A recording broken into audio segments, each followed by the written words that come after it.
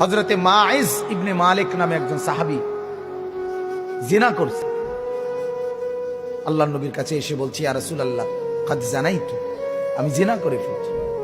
আল্লাহর নবী ফালতাফাতা, অন্যদিকে চেহারা ফিরিয়ে নিছেন।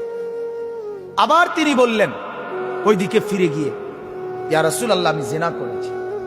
নবীজি আবার চেহারা আরেক দিকে ফিরিয়ে নিলেন। উনি আবার বললেন, ইয়া রাসূলুল্লাহ আমি জিনা করে ফেলেছি, আমাকে শাস্তি দেন, আমার উপরে হদ শরীয়তের বিধান কায়েম করেন, আমার আখিরাত পরিষ্কার করে দেন, আমার আখিরাত বরবাদ হয়ে যাবে নাই তো। আমি এখন ফয়সালা বিচার মানতে রাজি, আমার রায় এখন করে দেন। আল্লাহর নবী সাল্লাল্লাহু আলাইহি সাল্লাম তিনবারের পরে সাহাবীদেরকে বললেন, খোঁজ নাও সত্যি কিনা। খোঁজ নিয়ে দেখছে সত্যি ঘটনা।